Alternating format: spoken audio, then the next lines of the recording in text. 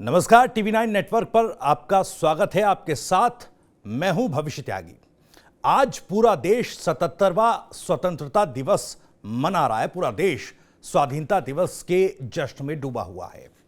सबसे पहले पूरे टीवी9 नेटवर्क की तरफ से देशवासियों को स्वतंत्रता दिवस की हार्दिक शुभकामनाएं और हमारी स्वतंत्रता के सभी नायकों को गौरवपूर्ण श्रद्धांजलि। चलिए, आज एक बार फिर से हमारे साथ खास इंटरव्यू में सीधे जुड़ रही हैं लोक गायिका नेहा सिंह राठौर। एमपी में काबा पार्ट 1 लेकर जब आई थी नेहा सिंह राठौर, उस वक्त भी हमारे साथ लाइव इंटरव्यू में जुड़ी थी और एक बार फिर से उन्होंने एमपी में काबा पार्ट 2 रिलीज कर दिया और उसको लेकर खूब फिर से सुर्खियां बटोर रही हैं। नेहा जी, बहुत बहुत स्वागत आपका टीवी9 नेटवर्क पर और आपको भी स्वतंत्रता दिवस की बहुत बहुत शुभकामनाएं। शुक्रिया और सभी देशवासियों को स्वतंत्रता दिवस की शुभकामनाएं और टीवी9 देख रहे सभी दर्शकों को मेरा प्रणाम। शुक्रिया मुझे ये मंच देने के लिए। जी नेहा जी, जब आप मध्य प्रदेश में काबा पार्ट 1 लेकर आई थी, उस वक्त आप इंटरव्यू में जुड़ी और आपने कहा था कि पार्ट 2 भी आप लेकर आएंगे। इसी प्लेटफॉर्म पर आपने अनाउंस भी किया। तब आप एमपी में काबा पार्ट 2 लेकर आई हैं। इस पर मैं बातचीत करूंगा, लेकिन चूंकि संगीत क्षेत्र है आपका और आज स्वतंत्रता दिवस भी है, तो मैं चाहूंगा सबसे पहले कुछ देशवासियों के लिए और स्वतंत्रता दिवस के मौके पर कुछ आपके सुरीली आवाज में कुछ लाइनें हो जाएं तो। ठीक है, मैंने पिछले साल एक गीत लिखा था कि सखी है लहरे तिरंगा या समनवा में, सखी है लहरे तिरंगा या समनवा में, ऐसे सुघर नजारा का हुई जहानवा में। तो मैं इसी गीत के साथ शुभकामना देना चाहती हूँ। बाकी आपने एमपी में काबा का जिक्र किया है, तो काबा भी मैं जरूर सुना ही देती हूँ 2 लाइन आपको। बिल्कुल बिल्कुल। काबा पार्ट 2 जो लिखा है। अच्छा, मेरी आवाज थोड़ी भारी लग रही होगी, मैं सो गई थी, माफ करिएगा। नहीं, बड़ी सुरीली आवाज है मैम आपकी, आप जारी रखिएगा। ओके ओके, मैं एमपी में काबा पार्ट 2 में सुनाती हूँ आपको जी। सरकार कमीशन खोर बाकुल देशवा भर में शोर बार, भ्रष्टाचार के चलत महोत्सव ममवा लागत चोर बा। काबा एमपी में काबा, अरे झूठा भाषण फर्जी वादा के खुल गईल पोल बा। अरे मामा तोरा का लागे जनता बकलोल बा। काबा एमपी में काबा, अरे मामा जी के एमपी में तो गजबे बात निराली बार, जनता हो गई कर्जदार माफियन के हरियाली बा। भू माफिया शराब माफियन के बोल बाला बा, अरे रेत माफिया से यारी बा, बहुते गड़बड़ छाला बा। अरे मामा के नेतवा तब बड़का सौदेबाज बा, एनआरआई कॉलेज वापे बहुते इनके नाज बा। अरे पटवारी के पेपर बेचे शरम ना लाज बा। अरे मामा के मंत्री विधायक सब घोटाले बाज बा।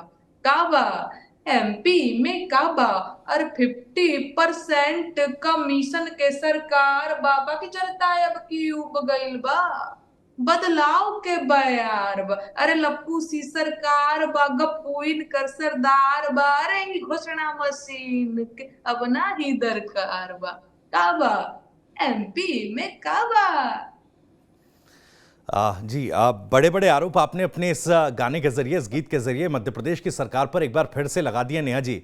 लेकिन लप्पू सी सरकार और गप्पू सा सरदार, ये शब्द कहीं ऐसा तो नहीं कुछ ज्यादा इस पार्ट 2 में आपने कर दिया है? क्योंकि भाई 4 बार मुख्यमंत्री रह चुके हैं शिवराज सिंह चौहान और इस तरीके से बड़े बड़े आरोप सरकार पर लगा देना कहीं प्रमाण के तौर पर, चूंकि राजनीतिक बयानबाजी चलती रहती है, आरोप प्रत्यारोप लगते रहते हैं, लेकिन सबसे बड़ी बात वही कि राजनीति में जो आरोप प्रत्यारोप लगते हैं उसमें कहीं ना कहीं प्रमाण और प्रामाणिकता, इसकी सबसे बड़ी कमी दिखाई देती है। तो प्रामाणिकता को लेकर नेहा राठौर अगर कुछ कह रही हैं, कुछ गा रही हैं, उसकी प्रामाणिकता को लेकर सवाल उठेंगे और फिर सवाल ये पूछे जाएंगे जैसे हर बार पूछे जा रहे हैं। मैंने पिछली बार भी आपसे सवाल किया कि नेहा सिंह, जी मैं बोलिए। आपको ऐसी बीसों पेपर कटिंग, अभी इसी फोन से मैं जुड़ी हूं, नहीं तो मैं वो पेपर कटिंग्स आपको मैं दिखा देती। बाकी जो लोग कहते हैं कि बिना प्रमाण के बिना सिर पांव के गाती है, जी तो ये अगर दिख रहा होगा एमपी पॉइंट्स करके, तो मैंने ये 4 पेज का ये निकाला है कि भाई क्या क्या चीजें हो रही हैं यहाँ पे। जी ये देखिए, ये 4 नहीं, मुझे लगता है लगभग 7-8 पेज का है। यहाँ पे घोटाला राज, घोषणाबाजी जो रही है चीजें, शिक्षा को लेकर, स्वास्थ्य को लेकर, किसान को लेकर, जल बिजली, गरीबी, महंगाई, कुपोषण को लेकर के, बेरोजगार युवा, उद्योग और निवेश, कर्मचारी, श्रमिक, अन्य पिछड़ा वर्ग, आदिवासी, अनुसूचित जाति, महिला एवं बाल अत्याचार, सबको लेकर के मैंने पॉइंट्स रेडी किए हुए हैं। शराब, वरिष्ठ जन अत्याचार, नर्मदा, गौ माता, आस्था से खिलवाड़, ये सारी चीजों को मैंने पॉइंट आउट किया है। तब मैंने इसमें, मुझे लगता है 1 महीने लग गए होंगे ये गीत मुझे लिखने में, क्योंकि पार्ट 1 तो मुझे लगता है कि 1 महीना पहले ही मैंने गाया था, और आप लोग भी कह रहे थे कि पार्ट 2 कब आएगा, बताओ। तो उसमें थोड़ा वक्त लगा, क्योंकि मुझे सारी चीजें लिखनी पड़ती हैं। अच्छा, जी गद्य लिखना बड़ा आसान है कि ये चीजें ऐसी हैं, ऐसी हैं, ऐसी हैं, फलाना हो गया, ढिमकाना हो गया, लेकिन उस चीज को गीत बनाना थोड़ा सा मुश्किल हो जाता है। अब देखिए, पूरा मिला के ये मुझे लगता है 10 पेज का ये मैंने रिसर्च तैयार किया हुआ, पॉइंट नोट किया हुआ है, और गाना बनाया सिर्फ 1.5 मिनट का। तो मुझे बनाना पड़ता है कि ऐसा हम क्या लिख दें, है ना। तो ऐसा नहीं है, प्रमाण वाली तो कोई बात ही नहीं है, बिना रिसर्च के हम कोई भी काम नहीं करते। वो अलग बात है कि इनका जो आईटी सेल है वो मुझे जानबूझ के भोंदू साबित करने में लगा जी रहता है कि नेहा सिंह जी, वो ये तो बात आप ऐसे कह रही हैं किसी कि को भाई लप्पू आईटी सेल बप्पू आपके बोल पीछे रही पड़ है। जाता है जब आप कोई भी गाना सरकारों को लेकर सामने लाती हैं, कोई गाना, चाहे उत्तर प्रदेश हो, बिहार हो, मध्य प्रदेश हो।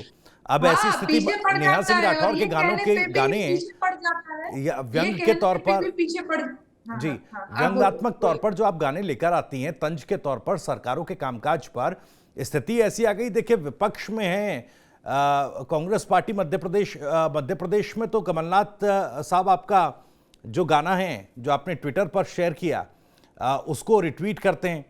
बीजेपी की तरफ से काउंटर में एक गाना निकालना पड़ता है उनको। तो ऐसी तो वो अनकंफर्टेबल तो मैंने सिचुएशन। बिहार में काबा गाया था, तभी भी इन लोगों जी, ने किया था। जब मैंने यूपी में काबा मेरा गाया सवाल था, यह है तभी कि इन लोग लोगों ये ने कहने किया लगते था। हैं कि देखिए विपक्ष के एक एजेंट के तौर पर नेहा काम करने लगती हैं, अपने वही तो गीत मैं कह बनाने रही लगती हूँ हैं। कि जी इनका आईटी सेल एक नैरेटिव सेट करने में बहुत आगे है, एक प्रोपेगेंडा सेट करने में। अब भैया मैं अगर आप कह रहे हैं कि कमलनाथ जी शेयर कर रहे हैं, यूपी में काबा गई, अखिलेश यादव जी शेयर कर रहे हैं, अगर इंडिविजुअल सबका ट्विटर हैंडल देखना आप शुरू कर लेंगे, तो मुझे तो लगता है कि बहुत सारे लोगों ने, हजारों लोगों ने शेयर किया है। जी और वो आम जनता का गीत है, आम लोग उससे कनेक्ट कर रहे हैं, चाहे वो यूपी में काबा हो या बिहार में काबा हो।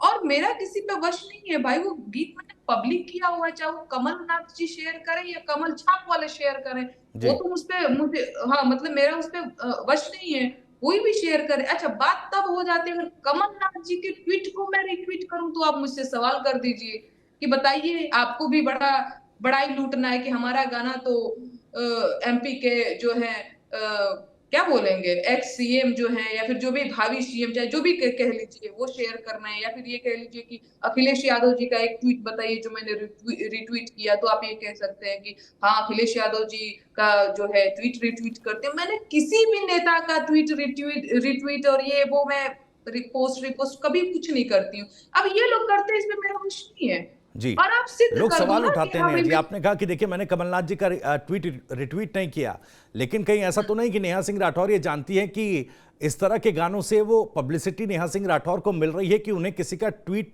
रिट्वीट करने की जरूरत ना पड़े? क्या ये वजह तो नहीं है? देखिए पब्लिसिटी की रही बात, तो देखिए मैं कलाकार आदमी जी हूँ, आप भी पत्रकार आदमी हैं। ईमानदारी की बात यही है कि आपको भी पब्लिसिटी चाहिए, हमको भी पब्लिसिटी चाहिए। हम मान के चलते हैं कि सबको पब्लिसिटी चाहिए, है ना। हर व्यक्ति को यहाँ पब्लिसिटी चाहिए। सोशल मीडिया पे जिसको कुछ नहीं आता है, वो भी हेलो हाय गाइस, हम नहाने जा रहे हैं, हम खाने जा रहे हैं करके ब्लॉग बना रहे हैं। तो पब्लिसिटी तो सबको चाहिए, जी बशर्ते आपका एक तरीका होना चाहिए। मुझे लगता है कि मेरा ये तरीका है जो बेस्ट तरीका है, मतलब हाँ बेहतर तरीका मानती हूँ मैं, आगे बेस्ट और हो सकता है, सुधार की तो हमेशा ही गुंजाइश रहती है। तो जी हाँ भाई, पब्लिसिटी तो चाहिए, इसमें कोई दिक्कत नहीं है। आपको भी चाहिए, हमको चाहिए, जितने लोग देख रहे हैं वो सबको पब्लिसिटी चाहिए। जी सच्चाई यही है। अब मेरे को थोड़ी पता था भाई कि मैं एमपी में काबा करूंगी तो अब 4 एफआईआर दर्ज करा दोगे तो फिर मीडिया में बात जाने लग जाएगी, तो 4 मीडिया वाले भी मुझसे सवाल करने लग जाए। अपने मन से तो एफआईआर हम करते नहीं जाते हैं, जी। एफआईआर भी आप ही कराते हो, मीडिया में बात फिर आप ही लेकर के आते हो, तो इसमें मेरा क्या दोष है? मैं तो अपना काम कर रही हूँ। मैंने जी। यूपी में काबा गए, नोटिस भिजवा दिया, तो हम तो बताएंगे ना जी कि हमने कोई गलत काम नहीं किया। तो हम, हमारे पास तो कोई पार्टी वार्टी के लोग नहीं है, हमारे मध्य प्रदेश पास में तो भी आम एफआईआर जनता हुई है। है आपके खिलाफ 153 आईपीसी की धारा 153 ही। भाई 4 एफआईआर हुआ है मेरे खिलाफ जी। एमपी में, और आप कहते हैं पब्लिसिटी चाहिए। पब्लिसिटी तो ये लोग खुद दिलवा रहे हैं। मुझे तो कोई पीआर टीम भी हायर करने की जरूरत नहीं है, मुझे मीडिया मैनेजमेंट करने की जरूरत नहीं।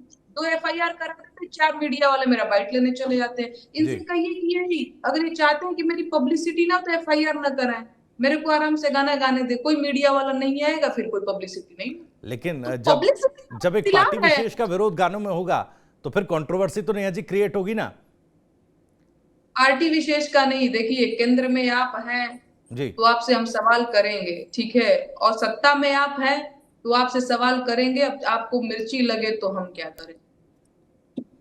जो एफआईआर आप पर दर्ज हुई हैं, मैं ये भी जानना चाहूंगा क्या पुलिस ने कुछ छानबीन या यूं कहें कि अप्रोच किया उन एफआईआर्स को लेकर, या किसी तरह का पुलिस का दबाव आप पर रहा क्या इन दिनों, क्योंकि लगातार आप गाने लेकर आ रही हैं। नहीं नहीं, पुलिस का दबाव तो यूपी में काबा के टाइम पे भी था। एकदम पूरी यूपी पुलिस हमारे कपार पे चढ़ के दिल्ली चली गई थी जी। कानपुर से चल के, तो दबाव डालने में तो ये लोग आगे रहे हैं। पर मेरा काबा सीरीज नहीं रुका है कभी भी। और आज तो आजादी का दिन है, आजादी दिवस मना रहे हैं हम लोग, जी। तो भैया अभिव्यक्ति की आजादी हमको भी है ना जी, कि खाली कागजे में लिखा गया है। तो आजादी का तो हम अपना सदुपयोग तो करेंगे ही, बोलेंगे ही।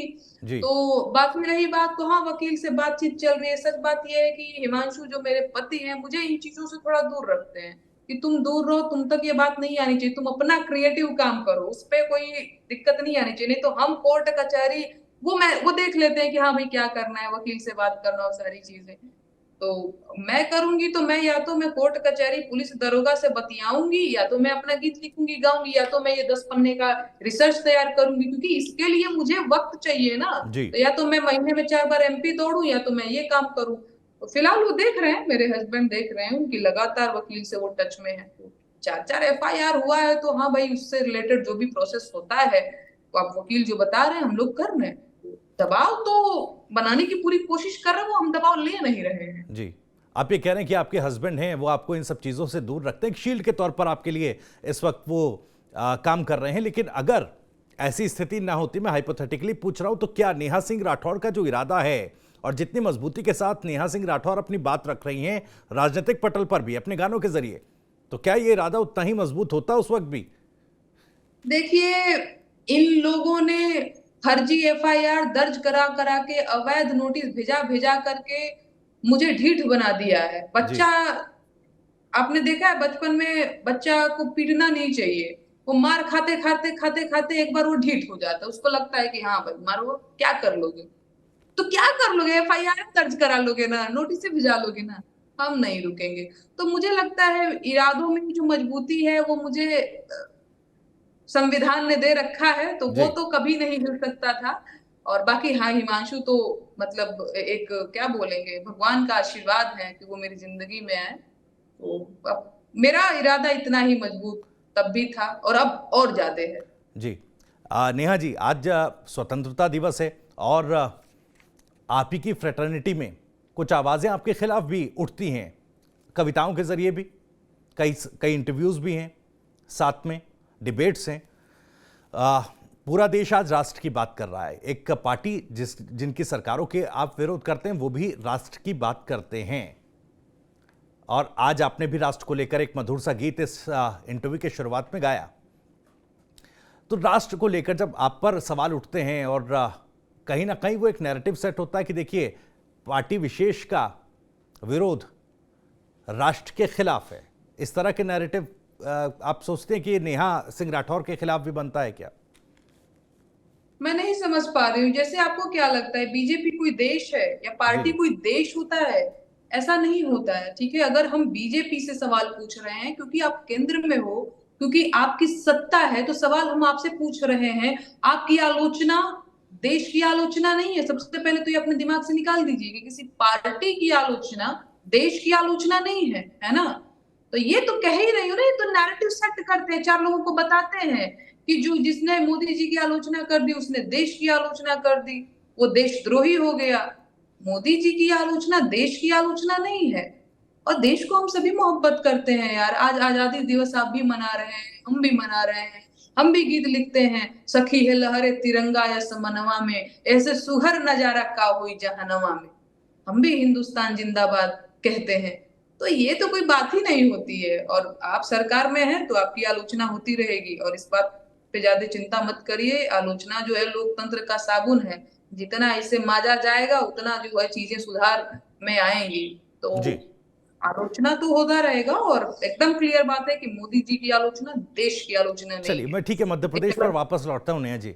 भाई इतना इतना आखिर क्या मध्य प्रदेश की सरकार से गुस्सा है कि एक के बाद एक पार्ट लेकर आप आ रही हैं, अपने गीतों का सीरीज निकाल रही हैं? नहीं, जी गुस्सा नहीं है, क्योंकि चुनाव का वक्त है। और मुझे ये पता है कि चुनाव का टाइम बहुत सेंसिटिव टाइम होता है। यही वो टाइम होता है जब हम और आप जैसे लोग अपनी शिकायतें दर्ज करा सकते हैं सरकारों से। यही वो टाइम होता है जब नेताजी लोग अपनी काली फॉर्च्यूनर से नीचे जमीन पे पैर रखते हैं और आम जनता के बीच हाथ जोड़ करके भगवान जी की तरफ प्रकट होते हैं। और इसके बाद वो अंतर ध्यान हो जाते हैं। 5 साल किहरो नहीं दिखाई देंगे, एकदम काली फॉर्च्यूनर का शीशा भी डाउन नहीं होता है। तो समझ रहे हैं? तो यही वो सेंसिटिव टाइम है जब इनकी पूंछ दबी रहती है, जब हम अपनी शिकायत दर्ज करा सकते हैं। तो अभी और इस वक्त इस तो सेंसिटिव ये टाइम के शिकायतों का वक्त जो सिलसिला है मैं नेहा नहीं जी, छोड़ने वाला। शिकायतों का जो सिलसिला है मध्य प्रदेश हाँ। सरकार से, ये कब तक चलेगा? या मैं सीधे शब्दों में कहूं कि भाई पार्ट 3 पार्ट 4 और कितने गाने जो हैं आप लेकर आने वाली हैं सरकार से, सवाल नहीं नहीं, पूछते हुए बिल्कुल या उन पर आएगा, तंज पार्ट कसते 3 हुए? भी आएगा। जी पार्ट 3 भी आएगा। मैं उसके लिए मैंने रिसर्च करना भी शुरू कर दिया है कि पार्ट 1 में पार्ट 2 में जो मैंने लिखा और गाया है, तो कौन से ऐसे पॉइंट है, और बहुत सारे ऐसे पॉइंट हैं जो अभी छूट गए हैं जिसपे अभी मुझे गीत लिखना है। तो पार्ट 3 भी आएगा, नो डाउट आएगा। जी। आपने कहा कि देखिए मैंने रिसर्च करी, तमाम अखबार हैं जहां से आपने डेटा उठाया, लेकिन मैंने आपसे सवाल किया था कि राजनीति में जब आरोप प्रत्यारोप लगते हैं, कोई विरोधी दल का नेता, विपक्षी दल का नेता आरोप लगाता है, आमतौर पर मौजूदा समय की सियासत में यह होता है कि कोई प्रमाण नहीं होता। तो क्या पेपर कटिंग्स और इस तरह के बयानों को कोट करके आप उसे एक प्रमाणिक डेटा मानती हैं नेहा जी? देखिए, प्रामाणिक डेटा की तो आप बात छोड़ दीजिए। जी अब कुछ लोगों ने कहा कि एमपी में जो आदिवासी के साथ जो ये पेशाब कांड हुआ, कुछ लोगों ने कहा कि नहीं ऐसा तो। अब इसमें मुझे किस तरीके की डेटा और प्रमाण की जरूरत है? जब इंटरनेट पे ये वीडियो चारों तरफ वायरल है और हम गा दें कि भाजपा के नेतवा तो बड़ी रंगबाज बा, आदिवासी के कपार पे करत पेशाब बा, तो आप कहें कि डेटा दिखाओ, प्रमाण दिखाओ। तो ये तो बेकार का सवाल हुआ। जी अब मैं ठीक है। बिहार की लड़की हूँ। जी नहीं, मेरी बात कंप्लीट हो जाने दीजिए। हर साल हजारों मजदूर दिल्ली बंबई में कमाने आते हैं, और हम बेरोजगारी के गीत गा दे तो आप कहिए कि डेटा दिखाओ कहाँ बेरोजगार है। अरे मेरे गांव में 10 बेरोजगारों का मैं नाम बता दूंगी, जो यहाँ पटना में, कुछ दिल्ली में, कुछ कोटा में, कुछ इलाहाबाद में पढ़ाई करने हैं, 10-10 साल से तैयारी कर रहे हैं। तेज बच्चे हैं मेरे गाँव के। कभी पेपर लीक हो जा रहा है, कभी पर्चा आउट हो जा रहा है, कभी इंटरव्यू में फेल, कभी प्री हो रहा है तो मेंस नहीं, मेंस हो रहा है तो इंटरव्यू नहीं हो रहा है। वो बेरोजगार बैठे हुए हैं। हम बेरोजगारी के गीत गा दें तो आप जैसे पत्रकार भी सवाल कर दें, डेटा दिखाओ। जी पलायन जैसी समस्या नहीं नहीं, मैं बिहार में टोकते है, हुए नेहा जी आप एक सवाल, कहाँ? मैं एक सवाल इसलिए पूछ रहा हूं कि भाई देखिए आपने सीधी पेशाब कांड का जिक्र किया और उसी वक्त आपने अपना एमपी में काबा पार्ट 1 भी निकाला, उसमें उस मुद्दे को उठाया। लेकिन राजस्थान में हाल ही में इस तरह की घटना आई, हालांकि आरोप लगे, एक व्यक्ति ने आरोप लगाए एक पुलिस अधिकारी पर, एक एमएलए के दबाव में उसके साथ इस तरह का बर्ताव किया गया, वो भी खबरों में चला। लेकिन नेहा सिंह राठौर ने कोई गाना राजस्थान को लेकर नहीं निकाला। देखिए, सबसे पहली चीज की दर्द का कोई राज्य से लेना देना नहीं है, दुख का। अगर मैं एमपी के पेशाब कांड की बात कर रही हूँ तो वही जी बात सेम अगर राजस्थान में ऐसी कोई घटना हो रही तो वहां के लिए भी लागू हो रहा है। जी अगर मैं मणिपुर की बेटियों का दर्द गा रही हूँ तो मैं बंगाल की बेटी का भी दर्द गा रही हूँ। मैं राज्य राज्य वाइज नहीं खेल रही हूँ, मैं सिर्फ एक बेटी का दर्द गा रही हूँ। और वो बेटी कहीं की भी हो सकती है, वो बिहार की भी है, वो बंगाल की भी है, वो मणिपुर की भी है। तो दर्द का तो सबसे पहले कोई भाषा नहीं होता, कोई क्षेत्र नहीं होता है, ठीक है। दुख का कोई दर्द भाषा क्षेत्र नहीं होता है, ठीक है। एंड दूसरी चीज जो मुझ पे ये सवाल करते हैं कि राजस्थान में काबा तुम नहीं गाती हो, तो भाई थोड़ा धैर्य रखो, थोड़ा इंतजार करो। एक ही जी लड़की काम कर रही है, आज एमपी में काबा गाई है, कल राजस्थान में काबा भी। अब आपके चैनल के माध्यम से ही मैं बता देना चाहती हूँ कि हाँ भाई वो भी आ रहा है।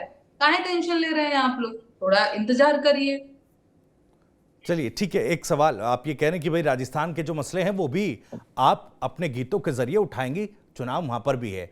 चलिए इसका भी इंतजार रहेगा और उम्मीद करते हैं कि जब आप वो लेकर आएंगी तो फिर से आपसे चर्चा करेंगे। लेकिन मेरा सवाल ये है कि लोक गायन से, कविताओं की तरफ से इस तरफ नेहा सिंह राठौर का रुख कैसे हुआ? लोक गायन में रुख कैसे हो, देखिए हम बीएससी कर रहे थे जी 2018 में, ग्रेजुएशन हम कंप्लीट किए तो घर वालों ने कहा कि बीएड कर लो, बिया हुआ करने में आसानी होगी। तो हमने कहा कि हमको बीएड नहीं करना है, क्योंकि मेरे घर में सारी बुआ लोग भौजाई लोग सब बीएड कर रही थी, तो हमको बहुत ऑकवर्ड लग रहा था कि बीएससी हम किए हैं तो हम थोड़ा फैंटम बन रहे थे अपने आप को कि हम बीएड नहीं करेंगे।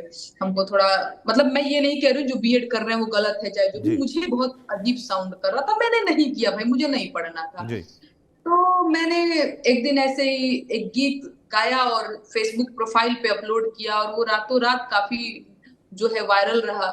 काफी लोगों ने पसंद किया, लोगों ने कहा तुम तो बड़ा अच्छा लिखी हो, गाई हो, आगे भी लिखो ना गाओ। तो लोगों ने मुझे कहा कि तुम लिखो गाओ, लोगों ने कहा यूट्यूब चैनल बनाओ, लोगों ने ही कहा कि तुम फेसबुक पेज बनाओ। हमारे पास कुछ नहीं था भैया, प्रोफाइल था, 50 लोग जुड़े हुए थे, 3 लोग लाइक करते थे, 2 लोग कमेंट करते थे, यही हाल था।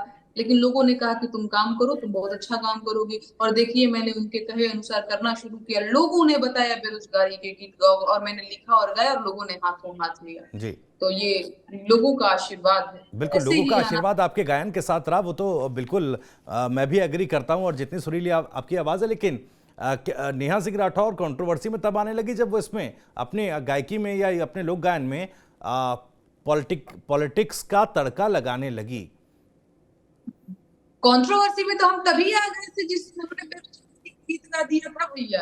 जी बस पॉलिटिक्स का तड़का और ये वो है ही नहीं। जिस दिन मैंने बेरोजगारी का गीत गाया, उसी दिन मैंने देखा कि मेरा पूरा कमेंट सेक्शन गालियों से भरा पड़ा है। अब मैं सोच रही हूँ कि भाई बेरोजगारी का गीत गा करके तो मैंने समाज के हित में काम किया है, मैंने तो अपनी कविता के साथ, अपने गीत के साथ न्याय किया है, कि मैंने जी सामाजिक मुद्दों को उजागर करने की कोशिश की है।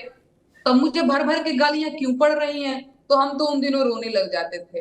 हम बहुत बच्चे थे, सोशल मीडिया पे तो बहुत कच्चे थे, नए नए थे, तो हमको रोना आ जाता था कि भाई हमको लोग गाली क्यों दे रहे हैं। तब हमको पता चला कि भैया सोशल मीडिया का मैकेनिज्म अलग ही काम कर रहा है, इधर आईटी सेल नाम का भी एक फौज है। जी नेहा सिंह राठौर ने खुद ही हाँ, बीड़ा उठा लिया कि भाई उस आईटी सेल से अकेली लड़ेंगे।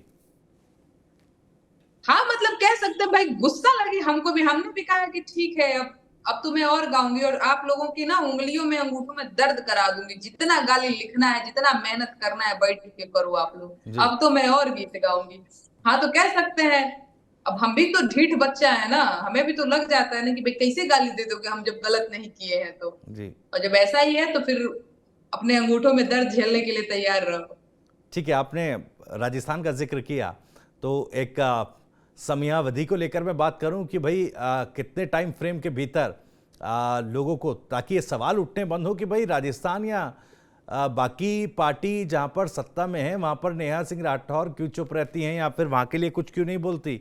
तो इसलिए मैं एक टाइम फ्रेम आपसे जानना चाह रहा हूं कि किस समय सीमा के भीतर आपने जो बात कही वो पूरी होगी। देखिए समय सीमा तो मुझे लगता है कि एक क्रिएटिव इंसान खुद ही नहीं तय कर पाता जी है। जैसे आप अगर मुझसे बात करेंगे ना, तो मैंने काबा पार्ट 2 को लाने के लिए मैंने सोचा था 10 दिन बाद मैं क्रिएट करूंगी, जी पर वैसा नहीं कुछ बन पाया, पता नहीं। मैं थोड़ी मनमौजी हूँ, जैसे आज नहीं के नहीं, मैं इंटरव्यू से बिल्कुल ही डेडलाइन आपको का पता। जिक्र नहीं कर रहा हूं नेहा जी, बिल्कुल डेडलाइन का जिक्र नहीं कर रहा हूं, क्योंकि 3 महीने बाद चुनाव होने हैं राजस्थान में। अब ऐसा ना हो कि 3 महीने का समय राजस्थान के लिए नेहा सिंह राठौर ले और वहां पर कुछ सत्ता परिवर्तन हो जाए और उसके बाद राजस्थान को लेकर भी कोई गीत लेकर नेहा सिंह राठौर आए और फिर से वही सवाल उठने लगे कि भाई नहीं नहीं देखिए। नहीं नहीं नहीं नहीं, जी आप इतना मान के चलिए कि गीत तो आएगा और जी इलेक्शन से पहले आएगा। और ठीक है। वहां की सरकार से सवाल करते हुए मेरे गीत होंगे। आपको क्या लगता है हम रीढ़ वाले बच्चे हैं महाराज? ये जी ऐसे नहीं, बिना दीन ईमान के नहीं कि कुछ भी बोल दिए, मुंह से निकल गया, हमको माफ कर दो वाली बात नहीं है। जी हम जो कह रहे हैं हम वो करते हैं। अब हम नेताओं की तरफ फर्जी वादा, फर्जी भाषण थोड़ी देते हैं। हम जो कहते हैं वो करते हैं। पिछली बार आपसे कहा कि काबा पार्ट 2 हम गाएंगे, देखिए आज हम आपको सुना भी दिए। जी हम कह रहे हैं कि हम राजस्थान में काबा लाएंगे और आपके चैनल पे भी सुनाएंगे भविष्य त्यागी जी, तो जी हम सुनाएंगे। ठीक है। मैं वापस एफआईआर वाले मामले पर आ रहा हूँ। ठीक है, आपके पति आपको उसमें थोड़ा सा एक शील्ड के तौर पर वो काम कर रहे हैं, उनकी भूमिका है, लेकिन जो परिवार है उनकी तरफ से ये बात नहीं आती कि देखिए बड़ी असहजता होती है, परिवार को दिक्कत होती है, इस तरह के मामले लगातार बढ़ते चले जा रहे हैं अब तो। देखिए, हूं तो मैं यूपी बिहार की ही लड़की, जी अमेरिका की तो हूं नहीं। और हमारा समाज तो आपको भी पता होगा। आप कहाँ से हैं? मैं भी उत्तर प्रदेश से ही हूँ। उत्तर प्रदेश के हैं जी तो पता तो होगा ही आपको। हमारे शादी को 1 साल हुआ है, नया नया बियाह हुआ है, हम नया नया कनिया है अपने घर की। जी तो जब हमारे गांव समाज में पुलिस दरोगा जाता है तो गांव पट्टीदार के लोग कहते हैं, देखा देखा फलाना बहू आई आई जुम्मा जुम्मा 4 दिन ना भई लैले की कर घरे पुलिस दरोगा उतरे लगा। तो ये बात तो होती है और ये बात मुझ तक भी पहुंचती है। वो अलग बात है कि मुझे इन बातों का कभी लोड ही नहीं रहा। मैंने समाज की बातों को और पट्टीदारों की बातों को हमेशा मैंने ऐसे ठेंगे पे उछाल के फेंक दिया है कि भाई कहते रहो। परिवार मेरा बहुत कूल है। परिवार में गिन के 3-4 लोग हैं। मेरे जी पति हैं, मेरे ससुर जी हैं, मेरी ननद है, और वो लोग बहुत कूल लोग हैं। मेरे पति तो मेरे ससुर जी तो पेपर कटिंग भेजते हैं सुबह सुबह चाय पीते हुए। बिटिया इंदौर के अलावा तुम्हारे खिलाफ एफआईआर एक और दर्ज हो गया है सीधी में। वो ऐसे भेजते हैं। जी तो मुझे लगता है मेरा परिवार बहुत कूल है। अगर मैं कभी गीत गाना रोक दूं, पर ये लोग मुझे, अगर मैं सो रही हूं तो उठा करके बोलते हैं कि क्या हुआ, गीत काहे नहीं लिख रही हो, गा रही हो। जैसे आज मैंने 12 बजे आपको इंटरव्यू का टाइम दिया था जी और फिर हम सो गए थे, तो हिमांशु हमको डांट रहे थे कि तुमने किसी को टाइम दिया है, उठो। तो देखिए हम उठ करके बैठ गए। ये है सपोर्ट, आप देख रहे हैं, ये जी सपोर्ट है। ज्यादातर घरों में तो ये होता है कि तुम क्यों मीडिया में इंटरव्यू देते फिर रही हो, तुम बहुत अपने आप को बनती हो। अब मेरे पति यहाँ पे घर पे थे नहीं तो वो मुझे डांट रहे थे, बैठो चुपचाप, इंटरव्यू दो, जब टाइम दिया है तो बात करो। आप देख रहे हैं, ये है सपोर्ट सिस्टम। जी परिवार के सदस्य तो मैं कूल बोल और रहा हूँ, परिवार का सपोर्ट, और जैसा आपने कहा कि नेहा सिंह राठौर डेट हो गई हैं, अब वो सोशल मीडिया पर पड़ी गालियों से हुई हैं या फिर जो एफआईआर उनके खिलाफ दर्ज कराई गई, तो ये सफर मुझे लग रहा है कि काफी ज्यादा लंबा चलेगा नेहा जी। अब पता नहीं सफर लंबा चलेगा या सफर में यू टर्न आएगा, मुझे नहीं पता कल का जी जो भी होगा। पर नेहा सिंह राठौर को इतना ही मजबूत पाएंगे आप। और नेहा सिंह राठौर पहले से भी मजबूत लड़की है, मैं खुद को जानती हूँ। बाकी वो तो है ही कि भाई बच्चे को मार पीट के मार मार के ढीठ बन जाता है, फिर वो उसको असर नहीं, उसकी चूड़ी ढीली हो जाती है। अच्छा, जी मतलब आप अगर लीगल नोटिस भिजा रहे हो, मैंने सच में कोई गलत काम, अपराध या क्राइम कर दिया है, मेरे को नोटिस भिजा रहे हो, मेरे को डरा रहे हो, धमका रहे हो, तो समझ में भी आता है कि हाँ भाई हमने। अच्छा, एक और बात भविष्य त्यागी जी, मैं एक ऐसी लड़की हूँ कि मैं ये मान के चलती हूँ कि गलती इंसान से होती है। और अगर नेहा सिंह राठौर से गलती हो गई, आपको पता है मुझे माफी मांगने में 1 सेकंड भी नहीं लगेगा। जी क्योंकि मुझे पता है कि अगर हम गलत हैं, इंसान से गलती हो जाती है, मुझे माफ कर दो। पर जब हम गलत नहीं हैं तो किस बात की माफी, किस बात का डर? फिर तो हम लड़ेंगे और हम लड़ रहे हैं, और पिछले 1.5-2 सालों से हम लड़ रहे हैं। या फिर कहें तो जब से मैंने गीत गाना शुरू किया हम तब से लड़ रहे हैं। सोशल मीडिया पे गाली से लड़ रहे हैं, सरकार की पुलिस से लड़ रहे हैं, तो लड़ तो हम रहे हैं। वो ये तो चीजें हैं। चलिए बाकी संविधान ने मुझे कुछ आजादी, कुछ अधिकार दे रखे हैं, मुझे उस पर भरोसा है। आज आजादी दिवस भी मनाया जा रहा है, जी तो खाली हाथ में झंडा उठाने से ही नहीं होता है चीजें, है ना। तो हमारे दिल में है वो सारी चीजें। और बाकी आप पूछिए क्या पूछ रहे थे। ठीक है। आपने कहा कि भाई देखिए मध्य प्रदेश के लिए भी अभी पार्ट 2 आप लेकर आई हैं, अब इससे कितनी कंट्रोवर्सी और आगे बढ़ेगी या उस चिंगारी को कितनी हवा मिलेगी, ये तो आने वाला वक्त भी बताएगा।